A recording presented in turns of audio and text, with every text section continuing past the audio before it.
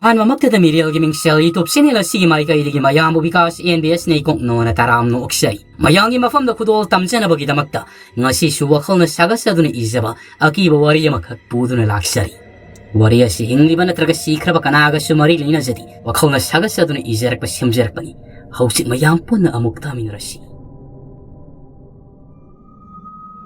shagairaba mallaba English coursebook adugo faktok le hairaga pari Yengli mahapna nongalamdai usiak waya kaya na may kay salay kang na khongakli misik miraw kol tadro matam masila dudo kol sukara lay kana papsungamda tabli pari asumna ngahaki matungdadi nongalak patudagi mama ibe matharo na lak na kaurei imagi bungo nang buya haudri baro imana haibudo amuktang ni nang salulaw ni Nahak lairabadi kay hil ka kragani ne.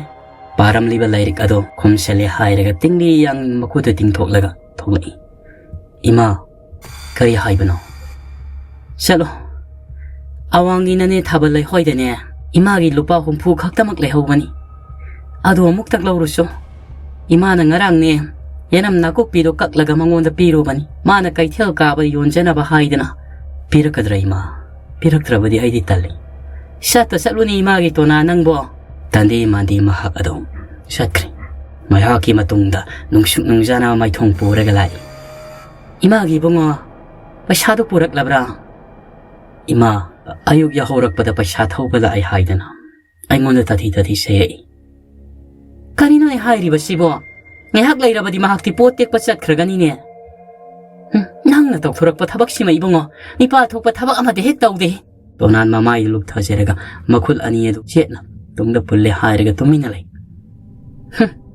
hairaga mama do hagotkri mama tharo yamna sauna taping na thokri bani yaki matungda tumina mahagi ka adam sanglaga no ngalak labani na thongnau do hangtok lagam mahak lairik ngahak aurai ngalli hojik masil maya sengdok pa haidana lairik pa ki ge haidana pari ban yaki matungda mapa santa du so hagalak laga Urau tharau re hairaga Isa thoibiya Shanta makol kharas chauba miyo yamani Ingna singna makol phauba thoklamdana paramba Tona lairik paabado amukairi Haura daw niyo Hamuk tang lipong ningsang na paagi tawani Mina tuisan na basoy di ngamdi Isa thoibi Namadi ka isat ki Masano piya tuan biya tu tani mahak na kawariba Shanta imong nga sige Tona angi mapani Harogi na mapuroy bani. Masano pa to na namadi masano piya siga. Makoy mari kaktamak tarak laisa bani. Ngahaki matungda school lois nabagi matamadu yawrakli. Tonal school lois halaga manjo naraba istri maram pau kok laba. Maki purit namadi kangawodo siet laga. Nekaya mayalaga kumuk matol segay bado. Mahang usil na sin udana bani hay na fole hay raga. Masang lupi angang ado kusam naraga. Sat kadabagay toglay.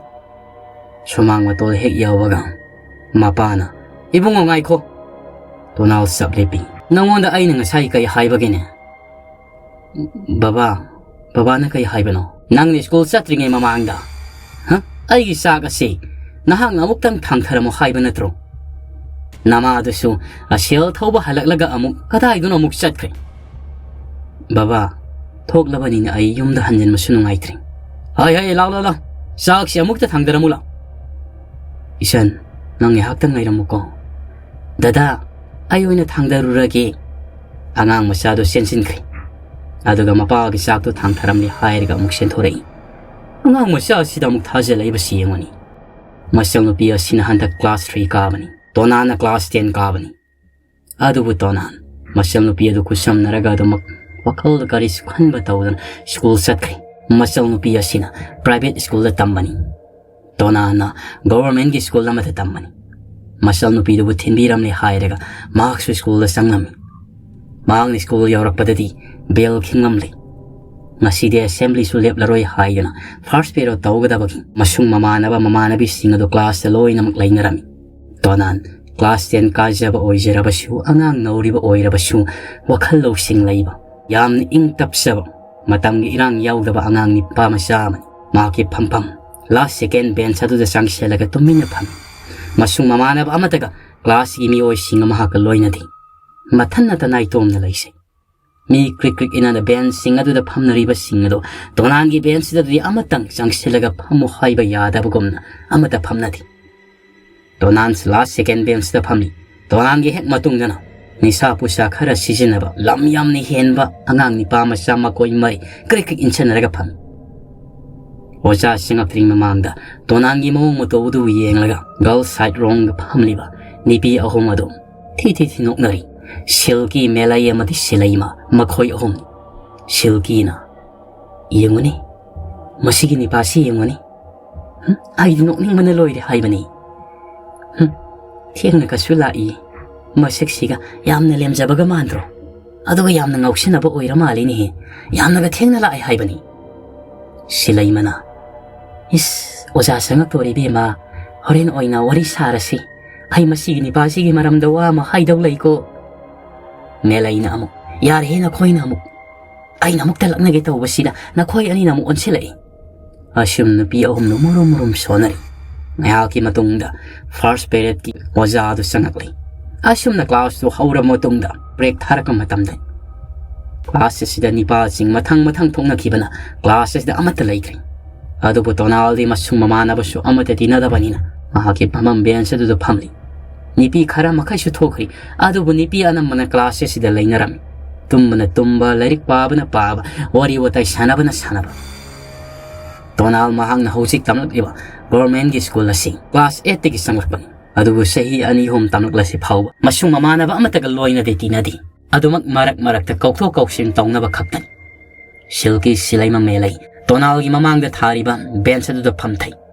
มาคอยโอมดขดางกะเมลัยตันอินกิตตองไงตัวนาลสุอาดูมักตุมินนับพัมดะกะเลยเอ้ยนางมิงตุกไอให้บะนอคมเดตัวนาลอิงังอังนี่ชิลัยมันอะมุนางกิมิงตุให้บะเนเมลัยนะมุมิงให้ยาดริตอร์อะเกะไอ้กิมิงตัวนาลเขาอีตัวนาลให้บะยามนะตัวนาลมดก็มาเลยมาคอยมาเชลตุนกไหนอาดูกะตัวนาลีลาริข้าวตุท่าไปเลยกันนี่ปีมาคอยสิงห์มารักตะพุชันกันตัวนาลปุกเอากละกันนี่ปีเอาหุมมาดูกิมาตุงเดอินารีนี่ปีเอาหุมมาดูมาคอยพัมมาดูเดพัมเลยกันตัวนาลีลาริข้าวตุมาคอยกัสลาดอมนำสิลกโลเชนครีตัวนาลนะไอ้กิเบกตัวมุกตะปีบิโรมีฮักเลยระบดีเบรกลอยรักตัวโอจาสังกัลนี่โอจาสังกัลระบดีไอ้กิเบกหังกัลระบดีนุ่งไงระบปีโรเสียไอ้กิเบกตัวนาลสิขารสุดเตี้ยจับนี่ปีกุมนะทำมันบันนี่ป้ามัน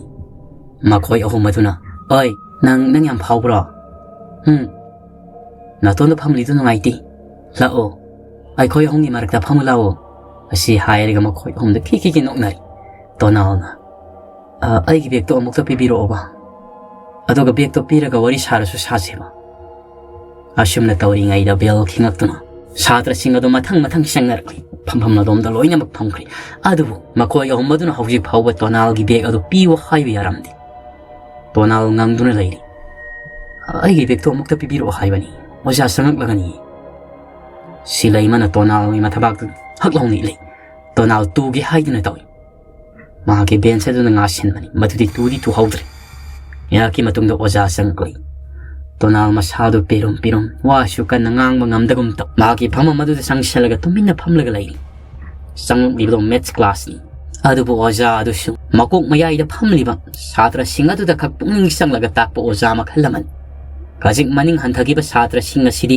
ละไตบะไดซาดะบะนิสาปุชากุนดาพะดาโอยบะชาตระงักตินขันบะมาติกซาดะบะว่าจะมาให้กะอาดูว่ามิสักอามันนี่ตักลีบะดุสุตัวนาลกิเบกนี่ปีโอมาตุนโลชันครีบะโตโอจาดุนะสุขังงัมดีไลริกปุทอกปรายาวเวียวดับระกะเชกตาวดับนิงมากิทอกปะการีโนอัลเจบราเอริทเมติคาร์ฮอลัมเลหายเรกะตุมักทอกชีมาตุงดาสุดีทารักลีอาดูชิลัยมาชิลกีเมลัยมาคอยอมนะตัวนาลกิเบกอาดูอามันลังนะตุนะอาดูมักทอกลีตัวมาสุมาคอยอมดีมาตุงอินารักลีว่าชุงังบังอัมดุกุมตาวมาชิลาดูดีตับนะไอ้กิเบกตัวปีโรให้ดูนะชวลชิลกี้ชิลัยมาเมลัยมาคอยอมสกูลกีเกลอดูลานทอรักเลยตัวนาลกีมองเปรีกะตาวบุตรดามาคอยอมนะเฮ้ยให้นะเดเฮนี่ป้านะตะกุมนะนั่งอีเบกเชกายาวกิชนะกายาวรอไอ้คนนี้เราต้องวันรอมาสักชีกะมาคอยนะไปรำเลวเบียกะดูพัดเราเนี่ยไล่มาอีเดท่าเดรกะชิลกี้ชิลัยมาเมลัยมาคอยอมชักมาแล้วนะมาคงทุบเราเนี่ยเกาทุกขี้มัน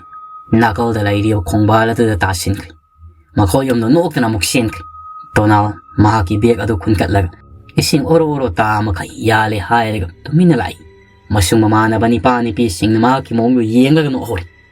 Masal no pia du dia somda mabung na lauba lakani haidan. Masadi gi ngaira madigi mabung lauba lakta badagi. Mayom da halle hairega mapada hairam. Tonal beg ka isu asoro makai mayom da lakam. Asyum na numidangi matam. Tonal mahaki lairik asor pasing ado mafam da thamle hairega. Angan na ba haidan hotnaribani. Mapada su amuksu kangan ningdi. Mapana ngasay makaidiwa matangang dre hairaga numidang isak sana kadama matam yauksela ka matam asida masani pagi ka kukrabadu da sangay. Aduga ibonga baba yam na kinahawalay. Nang ngasay na sang pilaw sa tabida nang di school de kari tawra kalay ba? Baba ay yare makatarano. Nang pukpadaginin ay koywari ba siya? Nang pokpada naktro ay ko sila ikatagri ba siya? Hawjuk pa usaw na ba nang uyok pili? Mahisyo taman bili. Adugo nang nanasaw mo piya sibong nakpi siya biga dara hairaga nang natoko may school nga oksin naragalay ni nang isasabra. Pagado na sa magamang wanda nang bapuba siya iba tao biyami. Tonalwang ang isusut ka po. Mapadong nga haki matong natokri. Namidang isak ato masado ti na puba siya iba tao raban ni sadri. Mama su kau baga sangakti. Masanu pia pipado na di dadaya orga sasi haida na haibani. Adu buyadi mama ampadon adu magmakoy sakri. Tonal si makoy hek poksya da ba masagom na tawi. Makoy poksya riba hano masani. Tonal poko matamda makoy asuki matik waki. Maram di tonal gi mapa santa maril karatan mamiwo yamani. Mahang na tabak suri bani haida na tawari badusu haikru manara yung masya karapanglaga imong wasipu bani. Imong asipuba ko narakta padagi pasawalak padagi masani pa sila puba sa ibang ngangba adumak tawdo na tayo naman.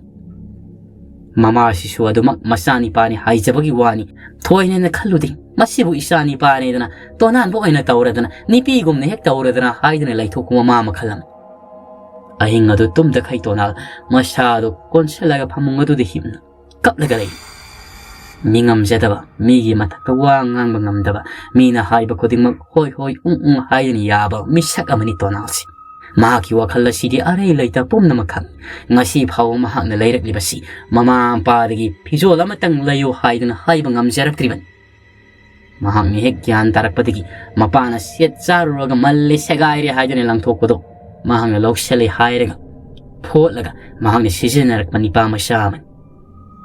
Ahing supado kaping kape malagta na tumbayada batigi mamay mamin ipompo makay ahing sabuki matamado da hagot le hayra mak lairik singado kang bray naga lairik to pasari sumna no ngan ki ba kangodi school la du sukari tonal gi mong mataw to uzeraga silki melai silaima makoy om din nok na badal loira ban makoy om nangam le haibagi matagong wangang bangamdre haibagi matagong tonala sida tatna makoy nga si phawa lagna duna da katukaran tawduna ta laklaban mamangi matam da su tonal na long break ta tumlinge matam da maki mapi purit da se blade lenta tuna segai biramba amati maki masama si kaktat biramba kongai kaya taw krabani asi kakta sunata ising kaya matakta haijin biba matoy na taw adubu tonal nga si phaw no pi sing na sida Puro ba sayro ba ngang luba amadi ozada complain ta usu tawrodi.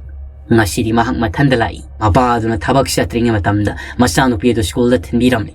Makong na nito na lakli ba sisu matanta. Makuay yumdagi. Government gi school lai riba siga di kara labnay. Masano piyedo gi di kara nagnaba ni yunga. Tonal su nga si teng na sang li hayra nga mahaki pamamadu da pamli. Silki na. Yung ni. Masiki ni pa siya ay nadaba da loy ba ni hay ba ni. Masaksiga yung ni. Yam na namtiram daw gumandro. Sila'y manamong hari. Ado di hay no ay nang siyo. Masakti at sumiyaban ni si. Muray na raga yam na rasilay ba ni. Sure mo nang bati yam na namtiram daw mali. Wagas yung ngang di hay ba ni. Hay. Haanok na rin. Sumtaw na. Nga si long break taba matama sida. Tonal ka sida matandalay ba ito talakwadagi. Makado dagi tokri. Miyam lay ba marakta di lay ba hay na drabanina. Magkoy school lagi ground di masiya madatumin na pamlaga ukama dalay. Silki silay mamelay makoy homsu tonal gi manakta nga sari inaraga laglay boy.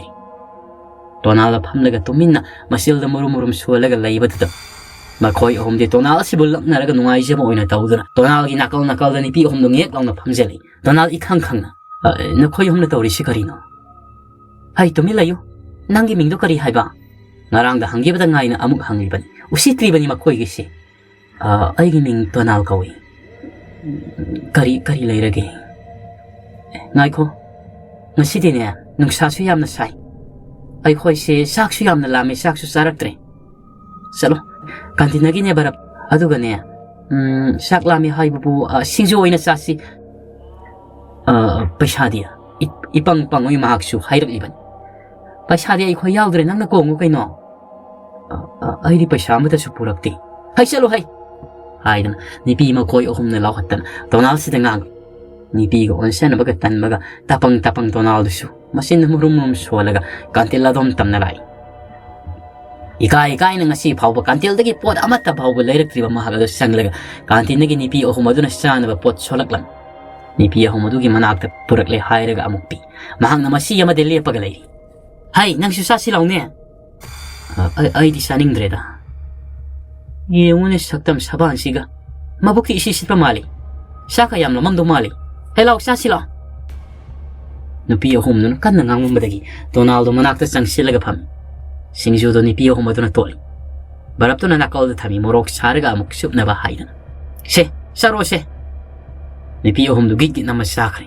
ꯇꯣꯅꯥꯜꯗꯣ ꯇꯁꯦꯡꯅ ꯆꯥꯛꯇꯤ ꯂꯥꯝꯂꯤꯕꯅꯤ ꯅꯨꯃꯤꯗꯥꯡꯁꯨ ꯆꯥꯛ ꯆꯥꯗ꯭ꯔꯕꯅꯤꯅ school ꯆꯠꯂꯝꯗꯥꯏ ꯆꯥꯔꯛꯄꯗꯨꯁꯨ ꯃꯕꯨꯛ ꯊꯟꯕ ꯅꯠꯇꯦ ꯅꯨꯄꯤ ꯑꯍꯨꯝ ꯑꯗꯨꯅ ꯍꯥꯏꯕꯒ ꯃꯈꯣꯏꯅ ꯆꯥꯕꯗꯨ ꯎꯕꯗ ꯃꯇꯤꯟ ꯌꯣꯜꯂꯛꯄꯗꯒꯤ ꯃꯍꯥꯛꯁꯨ ꯆꯈꯣꯝ ꯑꯆꯧꯕ ꯒꯤꯠ ꯂꯥꯎꯅ ꯅꯝꯁꯜꯂꯤ ꯍꯥꯎꯔꯝꯕꯗꯨꯗ ꯃꯍꯥꯛꯁꯨ ꯀꯌꯥꯗ ꯍꯥꯎꯅ ꯆꯥꯔꯤꯕ ꯅꯨꯄꯤ ꯑꯍꯨꯝ ꯑꯗꯨ ꯌꯦꯡꯅꯔꯒ ꯈꯨꯅꯤꯡꯒ ꯁꯨꯅꯔꯒ ꯅꯣꯛꯅꯔꯤ ꯆꯥꯛꯇꯤ ꯂꯥꯝꯕ ꯃꯥꯜꯂꯤꯅꯤ ꯃꯁꯤ ꯅꯤꯄꯥꯁꯦ ꯍꯥꯏꯅ ꯁꯨꯝ ꯇꯧꯅ ꯃꯈꯣꯏ ꯃꯔꯤꯗꯨ ꯆꯥꯃꯤꯟꯅꯔꯤ ꯆꯥꯕ ꯍꯦꯛ ꯂꯣꯏꯕꯒ ꯕꯔꯞꯇꯨ ꯑꯃꯨꯛ ꯆꯨꯞꯃꯤꯟꯅꯔꯝꯃꯤ ꯅꯨꯄꯤ ꯑꯍꯨꯝꯁꯤꯅ ꯃꯉꯣꯟꯗ ꯂꯛꯅꯕ ꯀꯔꯦꯝ ꯀꯊꯥꯏꯅꯕ ꯑꯗꯨꯃꯛ ꯃꯊꯣꯏꯅ ꯇꯧꯔꯤꯕꯁꯤ ꯃꯍꯥꯛꯁꯤꯕꯨ ꯌꯦꯡꯊꯤꯕꯃꯛꯇꯤ ꯅꯠꯇꯦ ꯑꯗꯨꯃꯛ ꯂꯛꯅꯖꯔꯒ ꯅꯨꯡꯉꯥꯏꯖꯕ ꯑꯣꯏꯕꯒꯤ ꯏꯔꯥꯡ ꯈꯔ ꯀꯟꯕ ꯅꯨꯄꯤ ꯑꯍꯨꯝ ꯑꯣꯏꯕꯒꯤꯅꯤ ꯆꯥꯕ ꯂꯣꯏꯔꯦ ꯍꯥꯏꯔꯕ ꯀꯥꯟꯗ ꯏꯄꯪ ꯄꯪꯉꯩ ꯇꯣꯅꯥꯜꯗꯣ ꯀꯦ ꯍꯥꯏꯅ ꯊꯥꯒꯦꯔꯤ ꯅꯝꯊꯤ ꯃꯅꯝꯅꯤꯅ ꯇꯣꯅꯥꯜ ꯇꯨꯃꯤꯟꯅ ꯑꯃꯨꯛ ꯂꯩ ꯄꯩꯁꯥꯗꯤ ꯀꯅꯥꯗꯒꯤ ꯄꯤꯔꯝꯃꯦ ꯅꯪꯉꯣꯟꯗꯗꯤ ꯄꯩꯁꯥ ꯌꯥꯎꯔꯝꯃꯣꯏ ꯑꯩꯅ ꯈꯪꯉꯤ ꯁꯣꯠꯂꯝꯃꯦ ꯁꯣꯠꯂꯝꯃꯦ ꯍꯥꯏꯕ ꯍꯥꯏꯗꯅ ꯅꯨꯄꯤ ꯑꯍꯨꯝꯗꯣ ꯐꯥꯛ ꯐꯪꯅꯣꯛꯅꯔꯤ ꯑꯁꯨꯝ ꯇꯧꯅ ꯅꯨꯄꯤ ꯑꯍꯨꯝꯗꯣ ꯍꯧꯒꯠꯂꯒ ꯀ꯭ꯂꯥꯁꯔꯨꯝꯗ ꯆꯪꯉꯤ ꯇꯣꯅꯥꯜꯁꯨ ꯇꯞꯅ ꯆꯪꯉꯤ ꯅꯨꯄꯤ ꯑꯍꯨꯝꯁꯤꯅ ꯍꯣꯔꯦꯟ ꯁ꯭ꯀꯨꯜ ꯁꯨꯇꯤ ꯊꯥꯕ ꯃꯇꯝꯗꯗꯤ ꯇꯣꯅꯥꯜ ꯁꯤꯜꯂꯛꯅꯁꯤ ꯍꯥꯏꯗꯨꯅꯁꯨ ꯈꯟꯅꯈꯤꯔꯝꯃꯤ ꯑꯁꯨꯝꯅ ꯁ꯭ꯀꯨꯜ ꯁꯨꯇꯤ ꯊꯥꯔꯦ ꯁ꯭ꯀꯨꯜ ꯁꯨꯇꯤ ꯊꯥꯕ ꯍꯦꯛ ꯂꯣꯏꯕꯒ ꯇꯣꯅꯥꯜꯁꯤꯕꯨ ꯃꯈꯣꯏꯅ ꯇꯣꯅꯥꯜ ꯅꯪꯗꯤ ꯉꯥꯏꯈꯣ ꯑꯩꯈꯣꯏ ꯋꯥꯔꯤ ꯁꯥꯒꯗꯕ ꯂꯩꯔꯤ ꯇꯣꯅꯥꯜꯗꯤ ꯌꯨꯝꯗ ꯍꯟꯅꯤꯡꯂꯕꯅꯤ ꯃꯍꯥꯛꯀꯤ ꯆꯥꯛꯁꯨ ꯎꯏ ꯂꯥꯝꯅ ꯂꯥꯝꯈꯠꯂꯛꯂꯕꯅꯤ ꯀꯔꯤ ꯂꯩꯔꯒꯦ ꯆꯠꯂꯁꯤ ꯂꯥꯛꯑꯣꯗꯅ ꯆꯠꯂꯁꯤ ꯂꯥꯛꯑꯣ ꯀꯥꯏꯅꯒ ꯃꯃꯥꯏꯁꯤꯗ ꯃꯁꯤ ꯊꯥꯖꯤꯟꯕ ꯈꯔ ꯅꯦꯝꯕ ꯃꯦꯂꯩꯅ ꯆꯣꯡꯈꯠꯇꯅꯒ ꯗꯞꯀ ꯇꯧꯏ ꯇꯣꯅꯥꯜꯁꯨ ꯀꯤꯗꯅ ꯃꯈꯨꯠꯀ ꯈꯜꯂꯤ ꯇꯧꯔꯤꯁꯤ ꯌꯦꯡꯉꯣ ꯃꯤꯑꯣꯏ ꯂꯣꯏꯅ ꯆꯠꯅꯈ꯭ꯔꯦ ꯍꯥꯏꯕ ꯃꯇꯝꯗ ꯃꯈꯣꯏ ꯃꯔꯤ ꯈꯛꯇ ꯂꯩꯔꯤ ꯁ꯭ꯀꯨꯜꯒꯤ ꯆꯧꯀꯤꯗꯥꯔꯅ ꯀ꯭ꯂꯥꯁꯔꯨꯝ ꯆꯪꯗꯅ ꯀ꯭ꯂꯥꯁꯔꯨꯝ ꯊꯣꯡ ꯂꯣꯟꯒꯗꯕꯒꯤ ꯇꯧꯔꯤ ꯃꯈꯣꯏꯒꯤ ꯒꯣꯔꯃꯦꯟ ꯁ꯭ꯀꯨꯜꯒ ꯑꯣꯏꯕꯅꯤꯅ ꯂꯥꯏꯐꯝ ꯇꯤꯟꯐꯝꯁꯨ ꯈꯔ ꯀꯟꯕ ꯃꯄꯥꯅꯤ ꯇꯣꯅꯥꯜ ꯂꯥꯛꯑꯣ ꯁꯣꯝꯗ ꯂꯥꯛꯑꯣ ꯇꯣꯅꯥꯜꯗꯤ ꯀꯤꯔꯤꯕꯅꯤ ꯃꯤ ꯏꯆꯤꯛ ꯆꯤꯛꯄ ꯃꯈꯣꯏ ꯁ꯭ꯀꯨꯜ ꯑꯁꯤꯒꯤ ꯍꯥꯟꯅ ꯑꯔꯤꯕ ꯂꯥꯏꯕ꯭ꯔꯦꯔꯤ ꯂꯩꯕ ꯃꯐꯝ ꯑꯗꯣꯝꯗꯅꯤ ꯄꯨꯔꯛꯂꯤꯕ ꯍꯧꯖꯤꯛꯇꯤ ꯂꯥꯏꯕ꯭ꯔꯦꯔꯤ ꯑꯁꯤ ꯃꯤ ꯑꯃꯇ ꯆꯪꯅꯗ꯭ꯔꯤ ꯗꯤꯟꯒ ꯏꯍꯣ ꯍꯣꯔꯗꯅ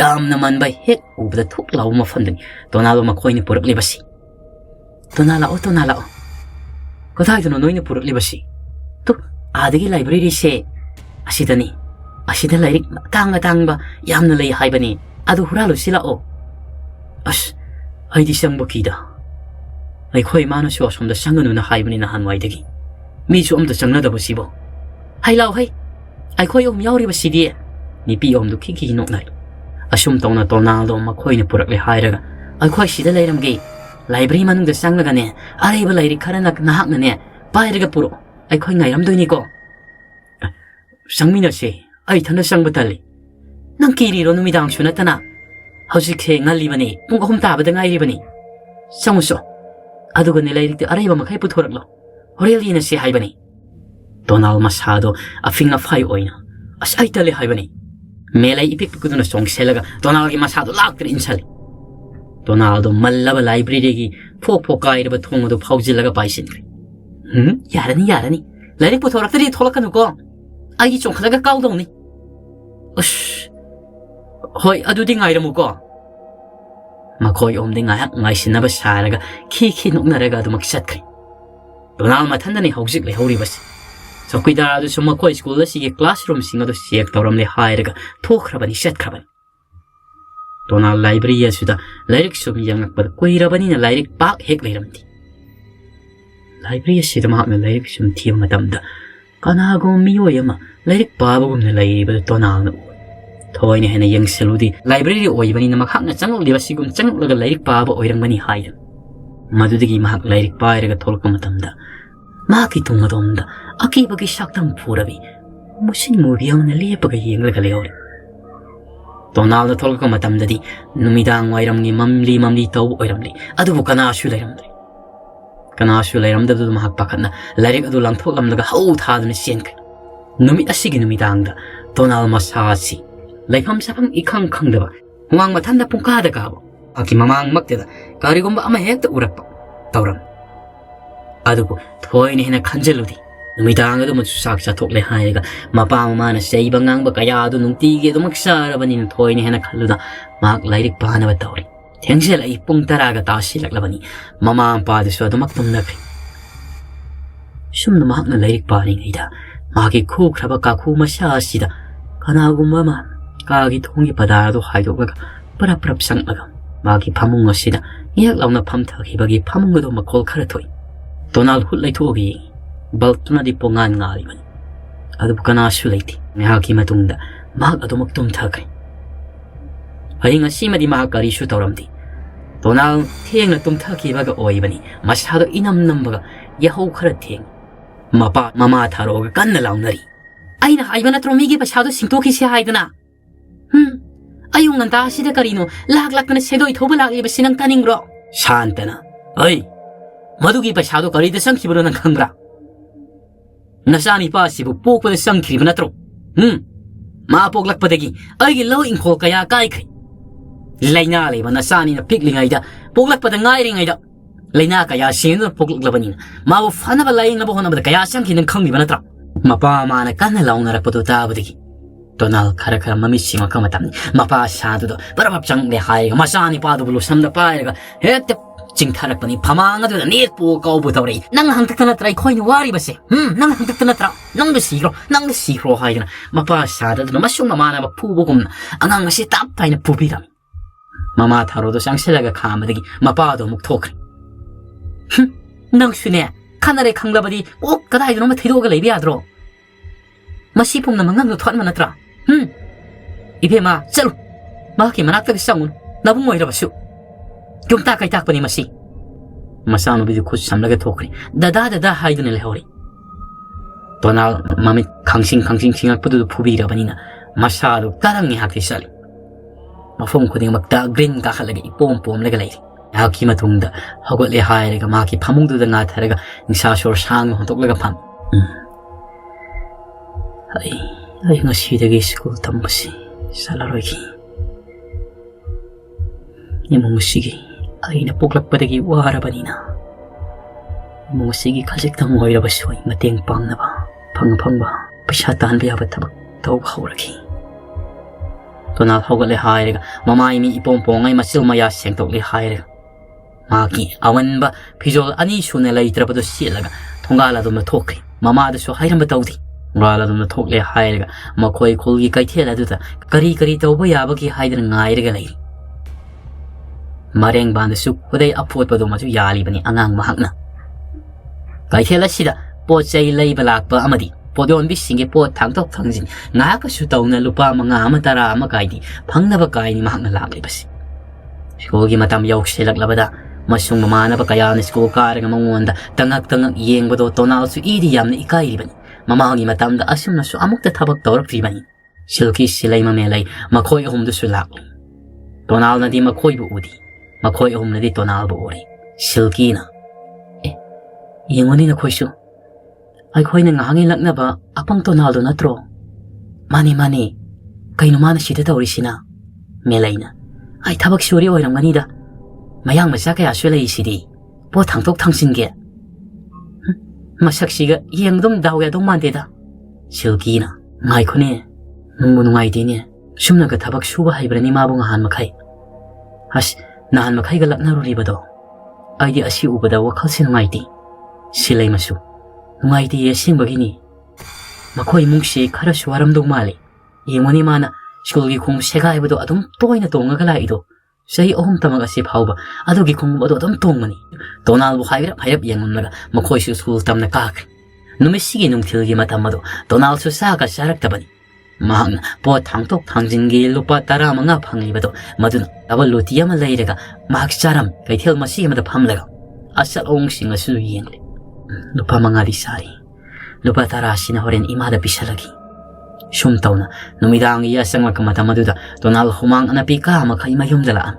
Mama adu diya sumda mahakara isat kribano kang di hayo na matas haraga layam nibani. Mapa adu di hidak dakat na ngawal galaglaga. Pamung adu da pungay tumkrabani. Masani pa Donal na tabak surubagi maungda. Sa luraga halak kumain maduda.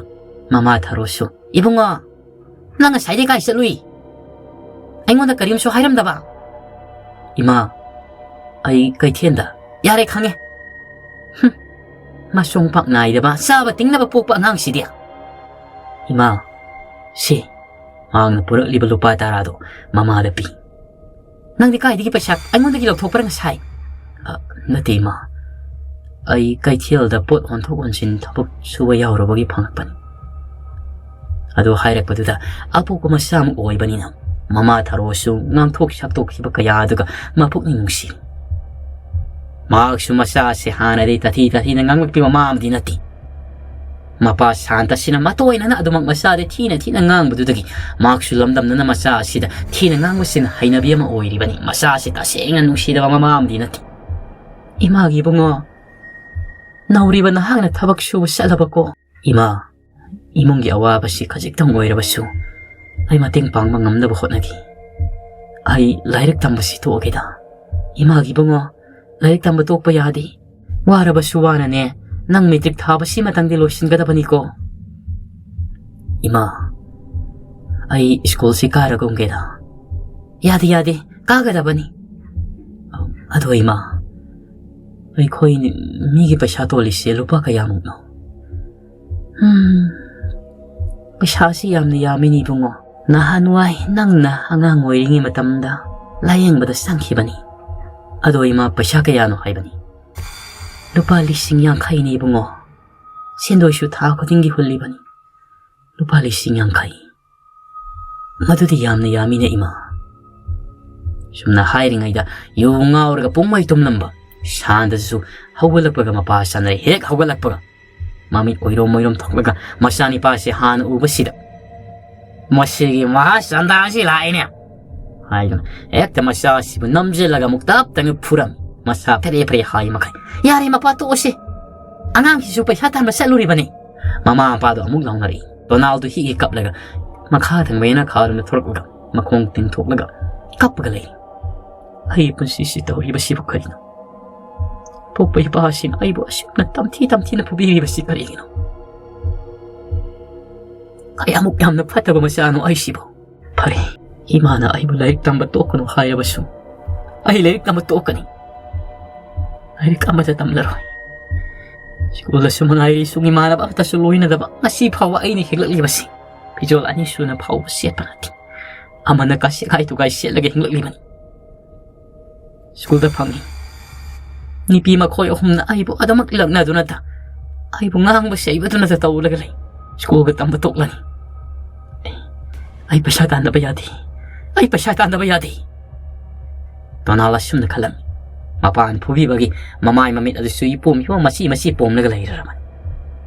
Numisigi numidang sidagi mahak layrik amok ka na iyang laroy gaya kaya ni iyang kring. Layrik to sumasi-masida layrik sakay. Tonalding nga sidi wakal gano nga itaman isa kasada ba makay mamana hudok pagatada makay tungkrabani. Asyum na aying sabok himatam yawrakling.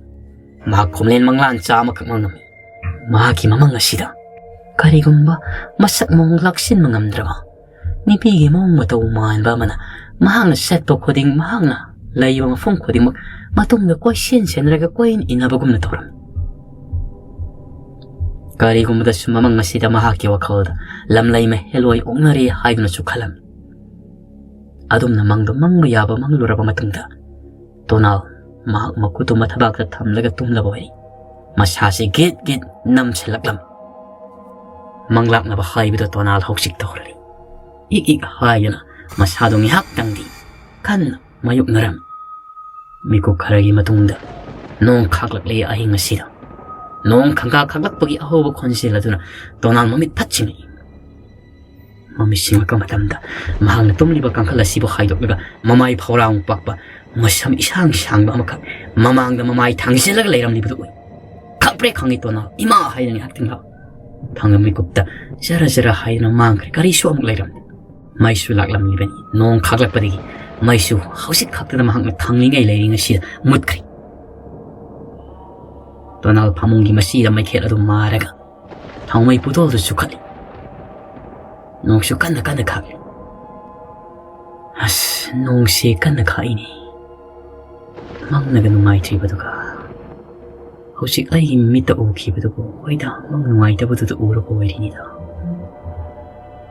sumla tawringai makhoi gi yum masigi lamyai ka da masang pi angang aduna sana bagi makhol go mamada Shalji bo ai ngasi bu tum nangai sanaraga leiraba sana oiram moida ai gi wakhol no oiram ni da sumla tawringai mayai ka somdagi ma ki ka system na tuk haina angang amana sensel pagi makhol tai kangal da haidok lagi ma ki thawmai pudol adudi mina sensel pagi mawongda mai ya do hai mutke to makhul aduna khal masado ningsing mangsing ni adu aki wadi poklodi ongna khaglaga makeup thogla pasidigi ma masasi tu su khyau sungai tum thaba su yaramdi ngasi hingsi nong jam taba tarabadi hayeng nong alakpaga ai lawuk ta tharoi kun masa taba yadabani tharoi sarama tang oiraba chu khulurabadi lupa manga taradang yong thoglaga phangani haibaga tawbaga nong adu su jam tarakle akhak raugi makhol marak atuda tonal di harau seram tharoi khulaga sil tanba yaragani khanna sum tawna nong ding arakli nong alakla phawba nong du kanna tari aduga school sanaram dai matam pung ni pal makhai mapal tarka matam adu nong du amuk sap lepkri masal nu pi di school wasalaga mapa saurang na boduna thinkri Maaki ngasi su school satle mama na ti salo toina haibani adu mahang ima matam khara di lep khigi haina mama bu thiem nu mang salamdi ima nungsa su khara sadok pahorakli aing su nong su khibani na ai ngasi di tharoi kon basatki ima gi bunga nang tharoi kon basat kanuda handak maraktine I pau da su yamna toina braja tai haidana pau tai nang chat kanu ko ima karisu tawroida nong mangsu mangdrabasi loina hangtokrabasidi ai khoigi maningi laboksidane tharoi kun nusalugi misu thoknaramani haibani phari magi bungo ima simang hasu kayadi nongdi nungai tabani adubune lining thoi pai bungo si khoiramlaga imana manam nambigi adugana haksaluko hoima asumna ayuki sak atu sadringe matamda Tonal, mama na manam nambire yungi lining thodu khuram laga bartil masa ma pairaga maning thonga do phalduk laga mak tharoi khun ma satkirami adu labuk asi yorka matamda miyoi kana asu thongnaramdi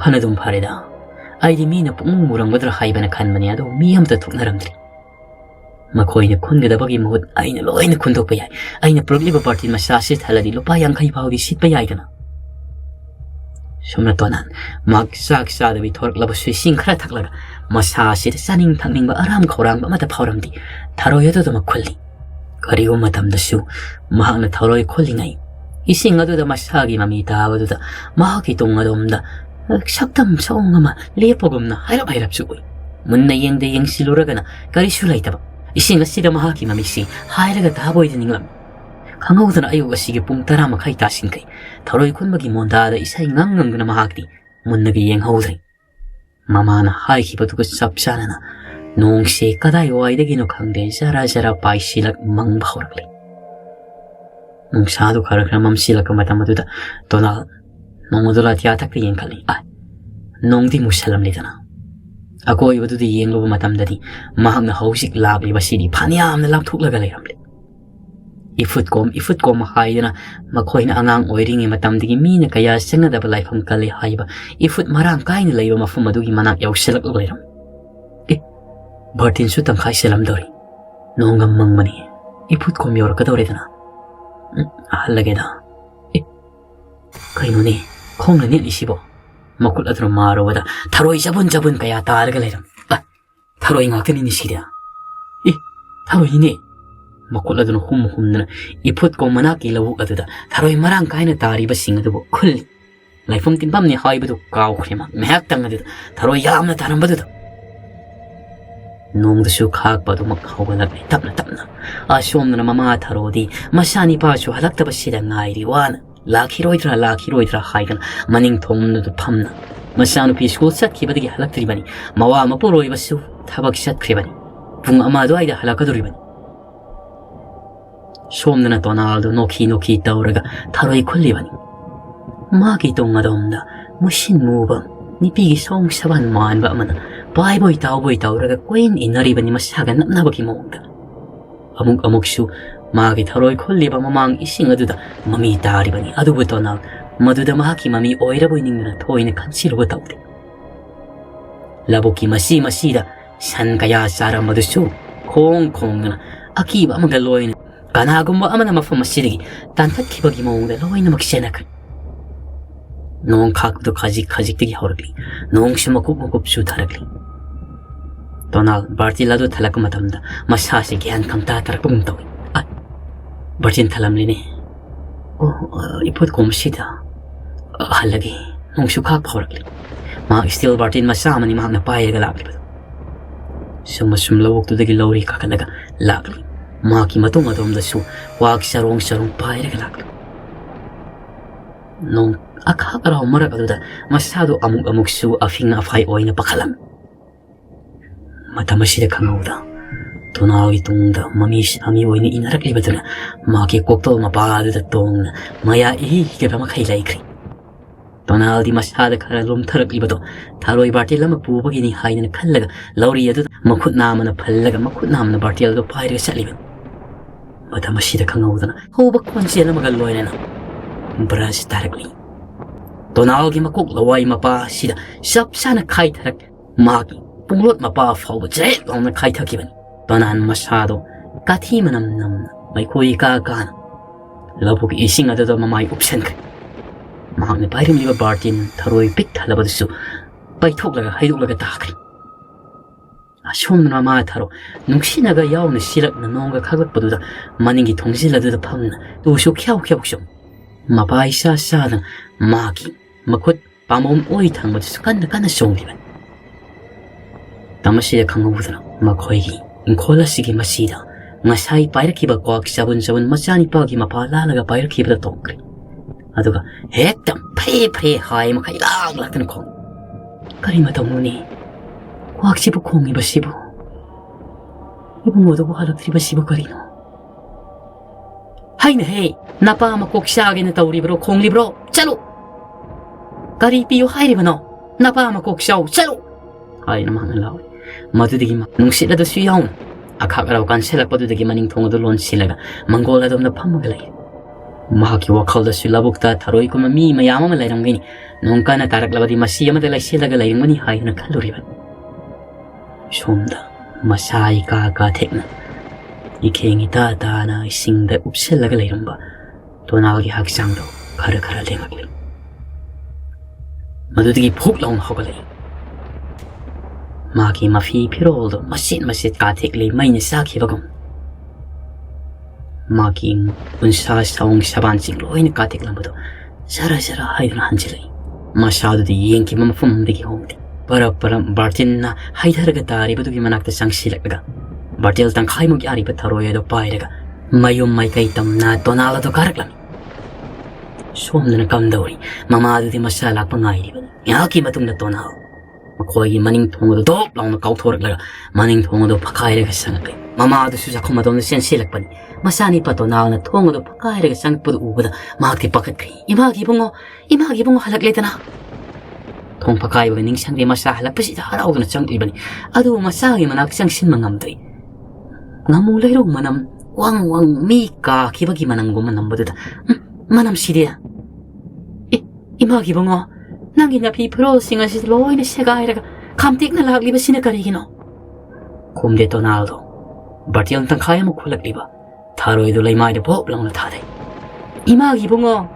Kumdi, adom tumin na sang laga. Ngiyek lang na pamtay. Sa kungi mayay magtada. Kongresya na pangkri. Masyadong mawong manita ori basi. Adubo, noong kabaga masama agili kulirak tabo shauri boy ningana. Mama taro shoot hoy na ngang lutri. Imagi bungo. Taro sido ontong na yam kreda. Ima, ay sak lami. Sak piyo. Mama taro su saum na uptuna tamli ba sak ado tangtolga masani padapi. Mak na taro yado kompa nga mo da haiduk laga. Yeni, taro isu ontong na pajak. Masyud irang-irang lang na tana. Laybak sak hibagi mawong nga mandi. Chop haidal. Makut ani siyang na maya to kit nam siya lay sakto. Mama taro ay damiting tam lang ba to masyala miting tam lang pada. Mumit ka lauto ko makay sakto makut ani hum siyang na insang charo ay siya laga sabado. Maya karagili. Noong dos kan na zoom su tarak libani.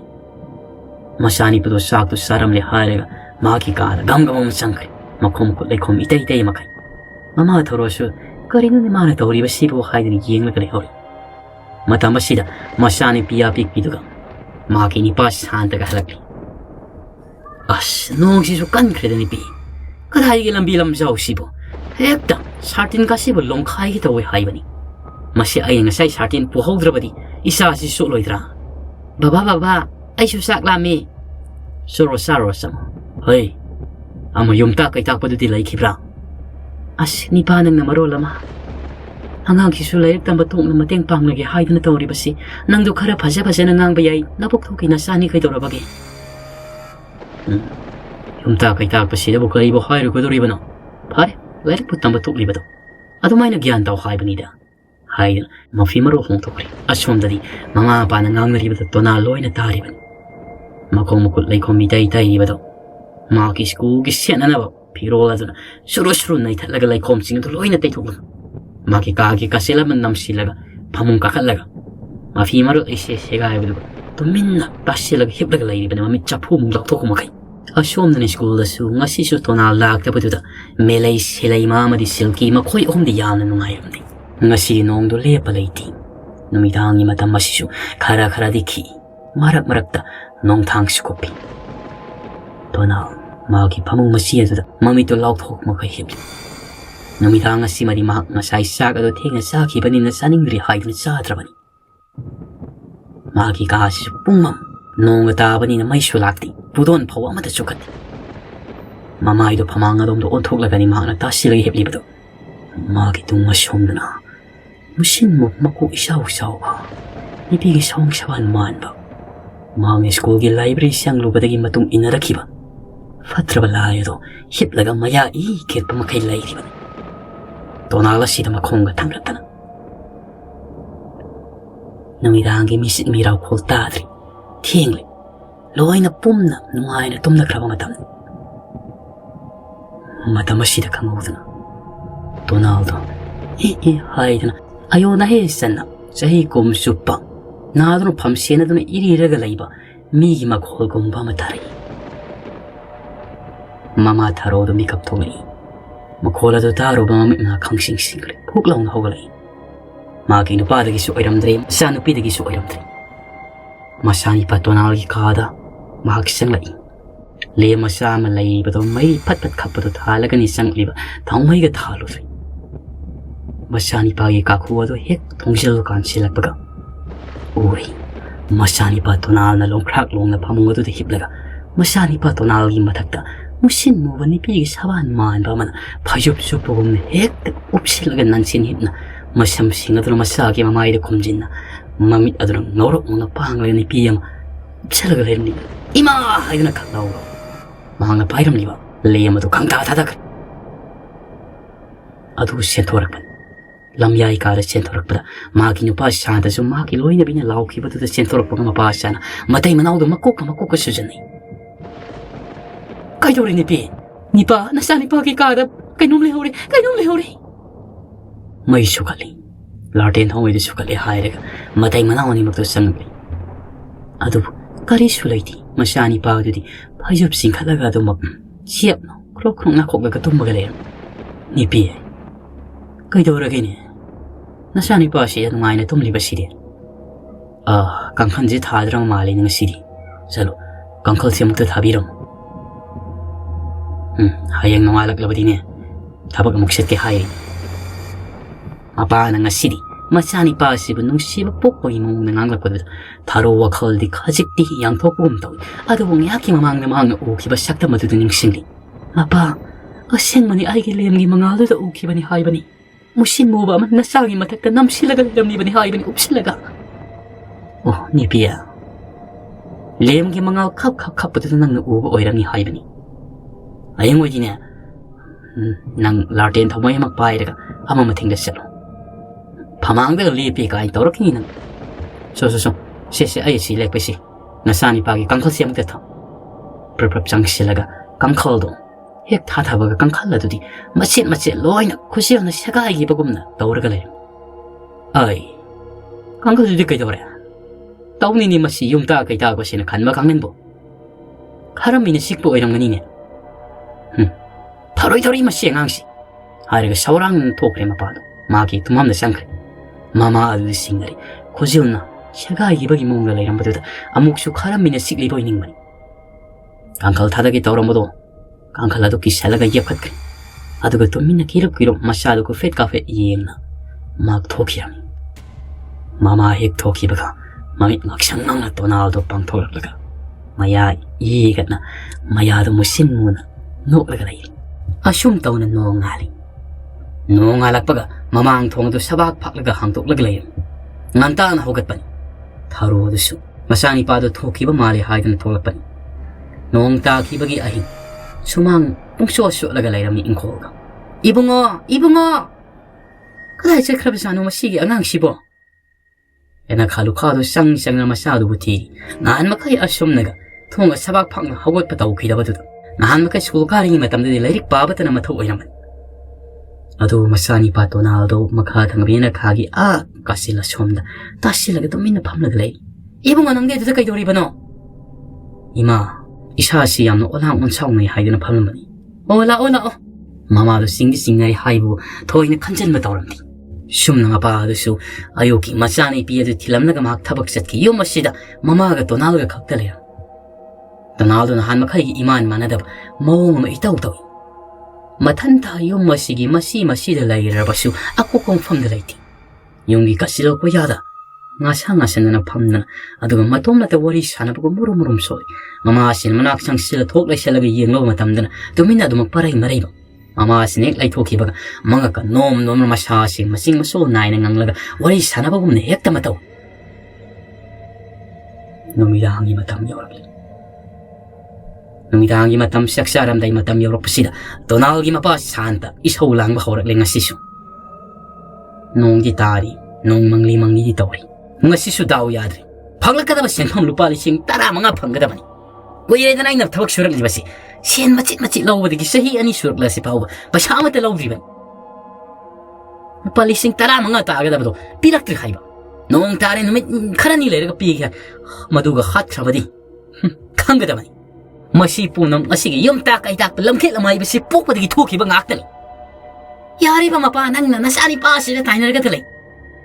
ꯑꯉꯥꯡꯁꯤꯒꯤ ꯀꯔꯤ ꯃꯔꯥꯜꯅꯣ? ꯃꯍꯥꯛꯁꯤ ꯄꯣꯛꯄꯒꯤ ꯅꯠꯇ꯭ꯔꯅ ꯑꯩꯈꯣꯏꯅ ꯋꯥꯔꯤꯁꯤ. ꯏꯆꯥꯇꯣꯝꯕꯤ ꯑꯁꯤ ꯄꯣꯛꯄ ꯃꯇꯝꯗ ꯑꯩꯈꯣꯏ ꯀꯅꯥ ꯋꯥꯅꯈꯤꯒꯦ? ꯀꯟꯅ ꯈꯟꯅꯔꯤ ꯃꯃꯥ ꯃꯄꯥ.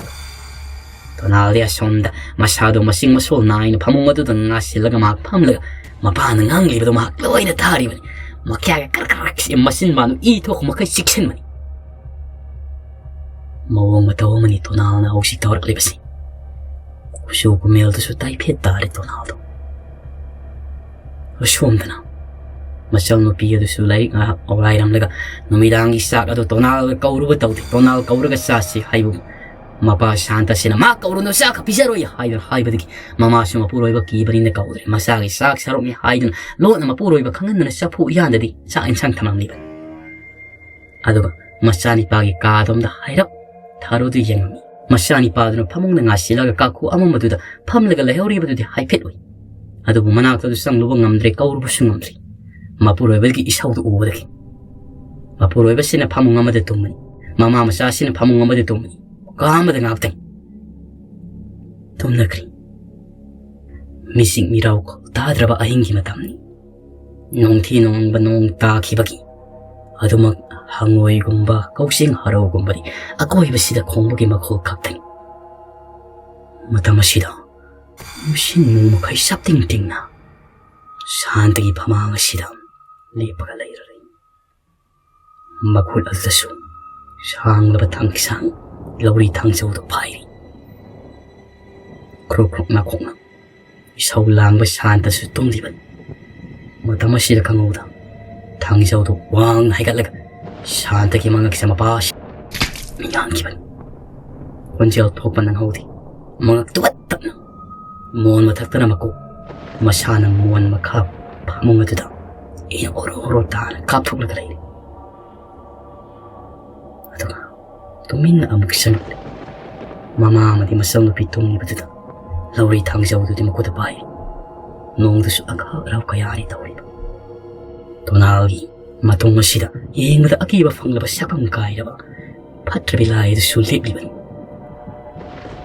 mako aduna lauri thang jau du bai nikli masado lauri thang jau du hek thangat paga khangaudan mama du yawlak paga matang oi mama du yawlak paga mami khang pang pang thurak pada ma ki mamang dagi kari gom sat lawn makoi ka ki thong adum sentho ki bu mu matama sidam makoi ka gi mai su pum mammaga lairam aduga sentho khri badu di ma ki mami tama sen mang oin u hawun makul adur maragam pudola du sukar matamda mit mang makta da phamong adu nakna thari bani makuloi bagi ti phibam kai ra badu he ubaga ik haina law banan adu mak lek thakri no ngalak labada shantagi misi adu gi matangda laikai kol tumba wa wa launa kri mapa sira ba hawa hauji phawa tumnu leiri tonadi piwa mama ikai kai na masadu tektok teksin tawdan sum tawna shanda do kanana halibano haiba fawba khangamdana adumak siraga leiram mama asinadi masani pawi hangtak hotliba mawasi yamna singnarabani masani pana halamli haidan hakthengna khangrabas adu makoi yunggi mamang thong adu sunonga lakula sabab phangna hangtuk lambaina mapuroi basiga selgi matangda khanarga lakhi batu ningsingna mapuroi bana thabak suri ba mahajona tuna lautu naraga hatpo oirangmani haibasid koi maral thangsinkri masani pado thengmai hogatlaga mapa sibagi thau kaya du yawram asumna shantagi mathau ngamsu loikri adubu nongmagi honglotliba mawng mataw adu de lepa laiti makoi yum masida akiya khang kaya su tatna thoklari adubu hantak tharosi mami mana singna laibanina magi phamangda leplangumba makoi gi mayai ka sida hangalanda setpugumba masani pagi ka da haida makhol taba gumba kaya tatna tawrabasu mak mapuroi basigi sorak asida buloirabadi mai batanaraga yengi haidana khangduna lairibani numit taruk nigi matungi asomna matam koina karaktrabadu da tonaldo tatna laknara manipi ahumadu su wakhal yam nungairamdi tonal yama salnupi ato private school da tammi haibadugi manaka satle hairga school suti tharak pada ngairaga tonal yamaramda akhoi da dadi lairik tamba tokle yungi thabak oina suraga laire sumna hairam laga angang adu matom tahan kai silki selai ma melai makhoi om su yamna nungaita tonaldo hantak mukha thingnarabadi haida makhoi su khallaga lai mit khayani gi matumda mapagi swara loi khra matum het nungan badan yum masi swara maya adu dadi kari su tawrak thrabada ukhal nungaina tharo amadi masani pi adu tumduna lai phamudu antak maraksi masani pasi hongleba phibam sawong saban kusuga tai fetaba mawng matawduda makhoi wadi thoina dingangnadi adubu masani pasi da mana ngang basakpadi loin il tho on thokraga tho aba matawgi wani kudaga sida mamagi phamang na ngasi mong leplaga leire tonaldo handak mong kari paira ki haibu mapana thabak subada hekbu saura banungdang madu paira lepaga leire mamaga masang pigasi thomdalaga halagi haibagi mata aki matungda coin inariba masada kaidung niba fatraba laya sinasu thawsali nungdang adu hek thangkalaga mamaga masang pigasi thongi tawbaga mama adu ngami pangthorabo sap chanari masani pagi asibugum karum tawraba sapa madu lepaga lairam thuka hola masani padu laak inthui aduga masani pido kona im masig mapala dom law khongna che thokri Machanipa Donana Panashang Tanrakani, Nontangado Bairaga. Adu Mashanopi the Kona Cup Serapana. A hingi matamashida, Mamai Tangadi, Makwagi Kogi Kunjinda Laiba, Maiba Shana Hoi Yum the Tungai, Maiba Shanagi Tungal Yok Sherakamatanda, Mashanipa Donagi, Akiba Fangla Satamadu Mankai, Layamd. Cup and Shelly higher, Maiba Shanagi Tonga Tilai. A hing no Yaishida, no Naganonti no money. Shana should home hang talk, but Mamma Masadu among the conscience and Shelly. Makoy among the two liba, Tokraba, Mashani be Piva Moma Dodu, Maiba Shana the loin of them. Shanana Hayum Shidaba, Ibiama Sum Leden Adudi, Baikoy, Kulgi Lai Harabumatamda, Tabum of whom the house in Cree. Madutalabao Piki Badoni, Light home at the Udrabati Yaratori. Haying no Alabamatamda, Light home Pantoxi. Adut the Kangadabani Nangina Sani Basi, Aina Kangmangam the Kangon Karalay. No ngandring ay the house ik tawur batarabati, Kodong Tibatagani. Shum na makoy no ngan bangayram. No ngale hayra bakanda amay bashanam, Laikay mi fong amata. Makoy tahan na, Mama masyado galoy na no. Tarogi mayum dalaan. Shumang mangwol pungsay. Mangwol ka to huy hautong na kot pagi mong dalay bak to koro na galayram. May basana shumang matolo to lipi. Masidagi hena kanchin mangam laroy haydana. Adu ka taroda. Miyama. Yung sidadi namana sakag ahing buoy na. Ay na hausi uba fangini. Napuroy wabuti sikay. Nahaki layri ba ni haydana layri ba na sani ba siri. Tawa yaudra siba haksang polang nidana. Kari haibo sa may ba? Mani. Asiba haksang polang. Nasani pa asi. Kwiri. Napuro iba digi hana mahak na hana sikre na. Kamdong no sa ay sani pa ako sikre haiba. Tabtag ko ni Pima sa nanggi nasani pa asiri. Lai na laudo na sikhi ba nidana. Si Hairo badagi ningsang nong mataroy kun masal badagi masani pan halaki pa pibamto. Dasing na braza na kaida badagi nimit ato da masani pa do sirabani. Masani pagi matong de school gi library sang lo badagi inarak pataway na. Masani pa si haksang polang si busya na ragalay naman. Pema, toy niya light home matong udra badi yara. Ay na nakoy sumanga si Dora kumatanda pum na mag-ubak ang mga mli. Nasani pagi asiba haksang polang do. Maki kada layri, paung matak adu tatado na layri. Adu kuna koy yung masidadi, yung lay oy basulayti. Patraba, laya mana, koy yun inado na layri. Haksang polang do mga kodom sana taon ning mamong da sana ning mamong da, siya ron sabi mitang mo sana do na layri. Namana sama fu masidagi masileng ano. Hay na may ba do na. Kudak asin na makipurag liba pot sa ikayado, mafa masida sa ito. Laitaw matawram. Laitaw si tawra wakanda. Yari. Yung masida layram bataway mireldo. Ay na. Shumang masiya sida kautok laban. Maka sida ay imang dali pagalay. Namana sana ni uba fangloy. Kana noy bima. Yung no nabalay kairo lay kay imi taklaro. Taway mirel si ay na pare hayraga. Tanggado riba ni shumang matawal sida pulaga. Nasani pagya si bahagsanga si puloy baga. Taway mirel si taki kadriban maki mahan pamta. Kari haibo sa maiba ay isani ba sira ba? Oh kung alaw na kapi. Masani piyapik pagbukunan. Adu upay zayti sira ba masani na matam ngi hak kaplang le hayraga laikay misu tanarak padagi yung masida sanglay madudagi amay ba sanana wari po matuli badagi laikay miyam sanglay yenglo matam dadi asiba haksang ado manam inam nam tiba makay. Talaga layram li pamung tagda kanagi haksang, tonagi haksang. Sumtaw na maiba sana na taubo oy na hasiba haksang dugi matawang mamsu torami. Tonagi sibagi pao tawada makoy giskul gi wasa sadra sadri pulap na haikat laykat tambo sulaki. Marasida silki silay mamelay makoy omsu yam na kapsel kibani. Poloy ramdayi una may tagat pamatamada. Makoy na lang siya kiba kayado kong ngakpiyo hayon o kung ikapi. Tonalgi taway na siyo, nong damti na puklaba mapuk ni mahaki maray pagkatam na nungay ba masit yaw na si Kim Krabasu, mataw mga magtaw birak pasida. Mahagso haraw na, ꯃꯍꯥꯛꯀꯤ ꯃꯔꯨꯞ ꯑꯍꯨꯝ ꯑꯗꯨꯕꯨ ꯉꯥꯛꯄꯤꯔꯝꯕꯒ ꯂꯣꯏꯅꯅ ꯃꯃꯥ ꯑꯃꯗꯤ ꯃꯆꯥꯅꯨꯄꯤꯕꯨ ꯅꯨꯡꯁꯤꯅ ꯌꯦꯡꯅ ꯂꯥꯏꯔꯝꯂꯦꯅ ꯇꯤꯟꯈꯤꯔꯝꯃꯤ ꯃꯊꯧ ꯃꯉꯝ ꯍꯦꯛ ꯇꯧꯕ ꯂꯣꯏꯕꯒ ꯊꯋꯥꯏ ꯑꯗꯨꯕꯨ ꯃꯤꯅ ꯂꯩꯅꯕ ꯃꯤꯅ ꯇꯥꯅꯕ ꯃꯐꯝꯗ ꯑꯃꯨꯛ ꯍꯟꯅ ꯂꯥꯛꯇꯅꯕꯒꯤꯗꯃꯛꯇ ꯂꯕꯨꯛ ꯂꯝꯍꯥꯡꯗ ꯊꯥꯗꯣꯛꯈꯤꯔꯝꯃꯤ ꯋꯥꯔꯤ ꯑꯁꯤ ꯃꯇꯥꯡ ꯑꯁꯤꯗ ꯂꯣꯏꯁꯤꯟꯖꯔꯤ ꯁꯣꯏꯈꯤ ꯂꯥꯟꯈꯤꯕ ꯌꯥꯎꯔꯕꯁꯨ ꯃꯌꯥꯝꯅ ꯉꯥꯛꯄꯤꯅꯕ ꯍꯥꯏꯖꯔꯤ